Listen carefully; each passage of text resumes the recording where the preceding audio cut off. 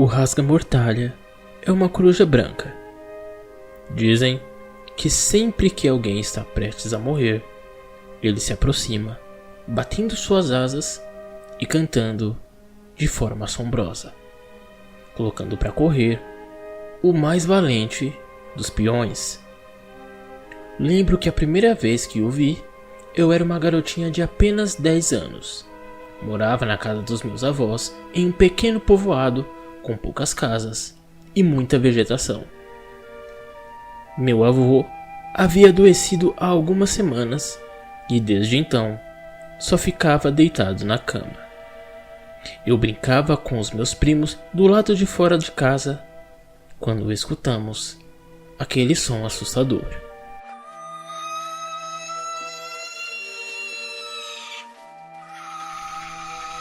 Eu olhei para cima e vi aquela enorme coruja passando por cima da nossa casa.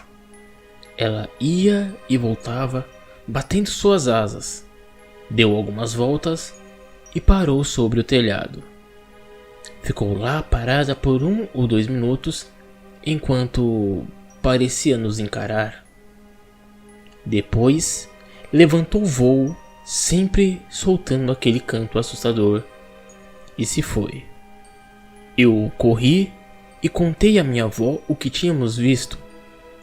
Ela fez o sinal da cruz, balançou a cabeça e me contou que aquela coruja era o rasga-mortalha, uma ave que costuma trazer mau agouro e que sempre que ela passava por cima da casa de alguém, era sinal de que alguma pessoa naquela casa iria morrer. Naquela mesma noite, o meu avô faleceu. Os anos se passaram e eu me mudei para a cidade grande. Me formei, casei e tive um bebê. Comecei a me dedicar a estudar sobre essa coruja, se havia alguma explicação científica por trás daquilo. Não encontrei nada em específico, somente um artigo. Nele dizia que alguns animais são extremamente sensitivos e que são capazes de enxergar o que nós humanos não conseguimos ver, como se pudessem ver que a energia em nossa volta está próximo do fim. Eu escuto um barulho. Parece que o meu marido acaba de chegar em casa. E para variar, bêbado. Mike havia sido um ótimo marido. Isso até a nossa filha nascer. Depois disso, ele perdeu o emprego, começou a beber e a usar algumas drogas. Não era raro ele roubar o dinheiro da minha bolsa e quebrar os móveis em meio às suas crises. E eu já estava cansada daquilo. O bebê começou a chorar no berço. Eu pego no colo e começo a balançar. Meu marido abre a porta. Sua aparência é medonha. Olhos vermelhos e inchados e um cheiro de álcool quase que insuportável. Você acordou a neném, eu digo a ele. Ele se aproxima. Preciso de dinheiro, Ana. Estou devendo um pessoal e, bem, você recebeu seu pagamento hoje, não foi? Eu pego a minha bolsa rapidamente. Não, Mike. Eu não tenho. Você sabe que eu tive que pagar todas as contas e o que sobrou são para os remédios da neném. Ela não pode ficar sem. Ah, bobagem. Eu só preciso de 200. Ele diz enquanto se aproxima. E eu já disse que não. O semblante de Mike se transforma. Ele dá meia volta e vai até a cozinha. De longe, eu escuto enquanto ele mexe na gaveta onde ele guardava a sua arma. Rapidamente eu coloco minha filha no berço e tranco a porta.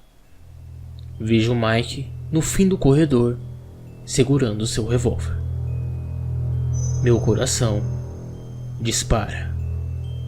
Eu saio correndo e subo as escadas que me levam até a laje. Uma chuva forte começa a cair. Mike sobe as escadas lentamente. Eu vou até a ponta da laje e olho lá para baixo. Uma queda daquelas certamente me mataria. Mike caminha lentamente até parar a 2 metros de mim. Seu semblante é assustador. Aquele homem bom que um dia eu havia conhecido havia desaparecido completamente. Ele estica o braço e aponta o revólver para mim. O dinheiro, Ana. Agora! Eu aperto a bolsa entre os meus dedos. A chuva ensopa minha roupa. Quando eu o vejo, o rasga-mortalhas com seu fúnebre e assombroso canto, voando no meio da chuva e pousando sobre uma antena alta acima de nossas cabeças. Meu coração congela. Com todas as forças que tenho, eu atiro a minha bolsa na casa de uma vizinha. Não há dúvidas, esta minha decisão foi a pior que alguém poderia tomar. Mas o destino já estava selado. Eu olho para Mike uma última vez. Seu rosto é puro ódio. Ele aponta a arma na minha cabeça. Eu fecho os olhos e espero o fim. Adeus, Mike.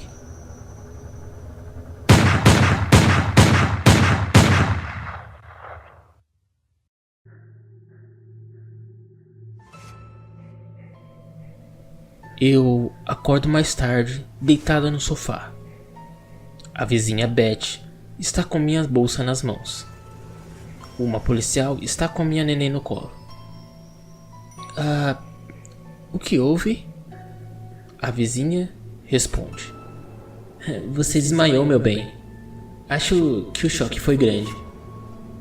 Eu esfrego os olhos. Onde está o Mike? Elas se olharam. A policial se sentou ao meu lado. Ele morreu.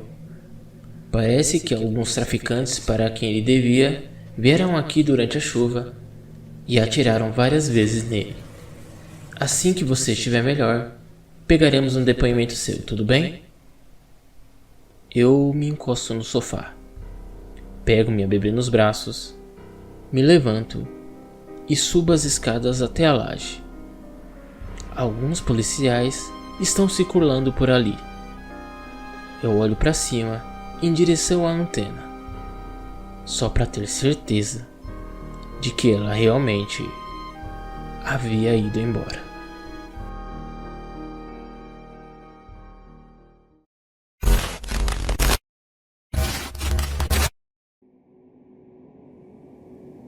Recentemente, aqui no bairro, misteriosos assassinatos vêm ocorrendo. Acredita-se que estejam conectados com as estranhas aparições de palhaços. Todo dia é a mesma notícia, disse minha esposa Gabriela. Pois é, eu concordei acenando com a cabeça. Meu nome é Jake, nascido e criado no bairro São Francisco, lugar maravilhoso no qual conheci minha esposa Gabriela. Temos um filho, Richard. Ele tem 8 anos. Todo lugar maravilhoso tem suas desavenças. No nosso caso, os palhaços. Era praxe escutar essa notícia.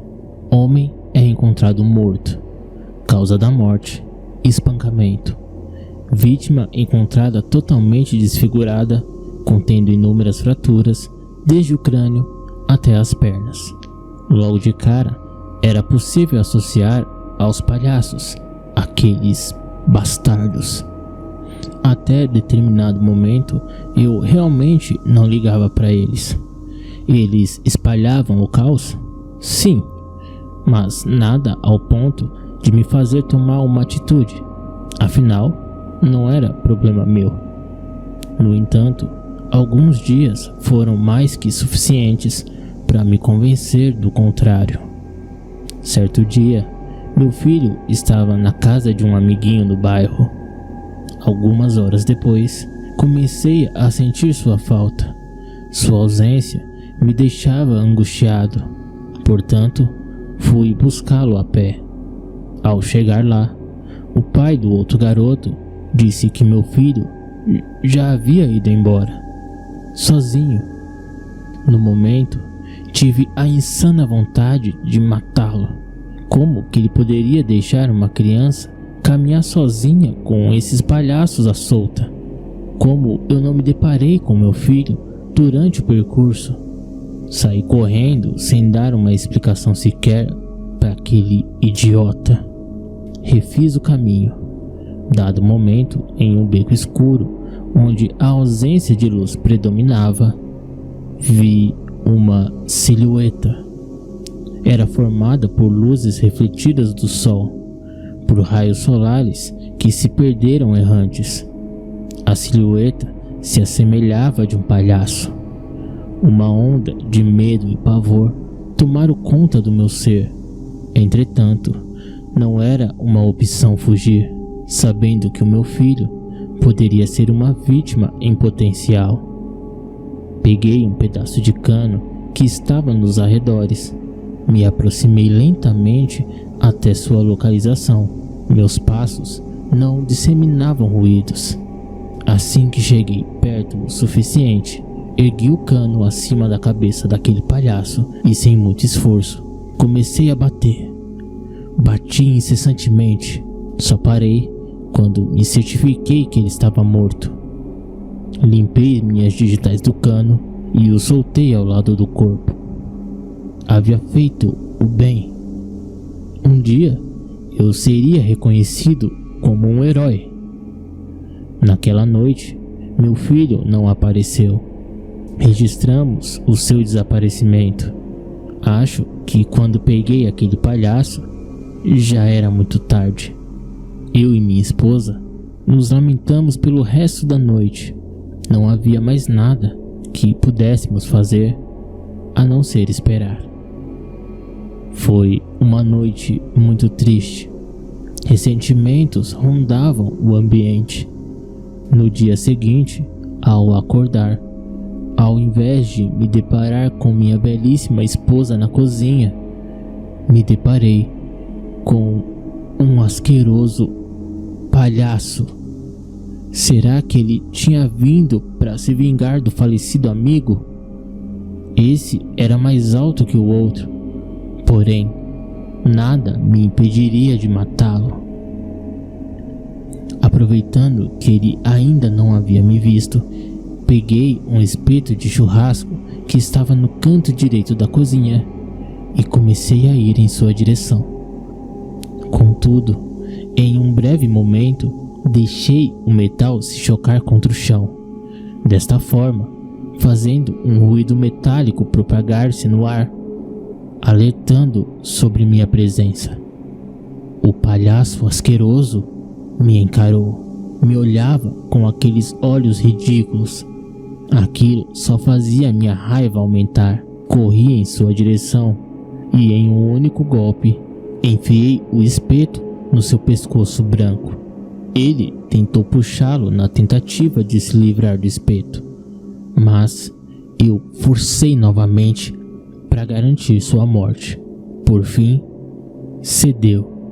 Suas mãos escorregaram pelo metal frio e escorregadio do espeto e caíram cambaleantes, tal qual um relógio antigo cujo pêndulo não para.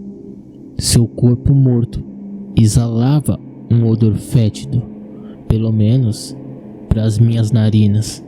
Arrastei o corpo para o porão, mas antes o embrulhei no plástico. Assim, não fazendo um enorme rastro de sangue por onde passava.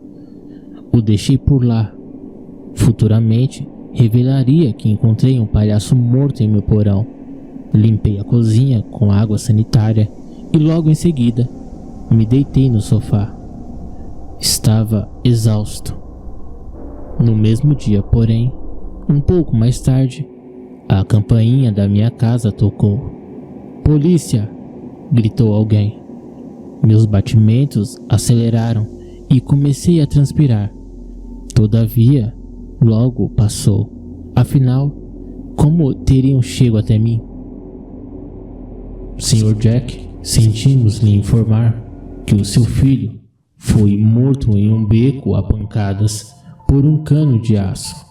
Ele havia acabado de sair da casa do seu amigo e, infelizmente, deu o azar de encontrar com um dos bandidos que vem rondando o bairro. Espera, não são palhaços? Eu perguntei. Palhaços? Nunca houve casos de palhaços assassinos por aqui, senhor. Naquela hora, minha cabeça voou. Eu não sabia mais o que estava acontecendo. Quem eu havia matado então? Mas tem um palhaço no meu porão. Morto. Eu disse com um certo receio, logo depois me arrependendo. O quê? Nos leve até lá, por favor. Ao chegar lá, desembrulharam ele. Na verdade, desembrulharam ela. Era a minha amada esposa. Mas como era possível? Na hora eu podia jurar que era um palhaço. O que significa isso, senhor? Eu não sei. Eu estava aos prantos. Na hora que eu matei, era um palhaço, eu juro. Desculpa, mas o senhor terá que nos acompanhar até a delegacia. Eu não sou louco. Era um palhaço. Sempre foram os palhaços. No julgamento, fui condenado e hoje vivo em uma clínica psiquiátrica. Não tenho acesso a nada. Esse relato estou escrevendo com um lápis colorido que roubei na ala dos artistas loucos e o papel acabei achando pelo chão. Eu não sou louco. Não sou. Eles não acreditam em mim. Palhaços atacaram minha família. Não eu. Nota. Dia 28/3/2014. James Belafonte, empresário acusado de ter assassinado esposa e filho, é encontrado morto em seu quarto. Morto por um lápis em sua traqueia. Além da enorme perda de sangue, dizem ter se matado após um médico da alegria ter entrado por engano no seu quarto. O médico trajava vestimentas de palhaço.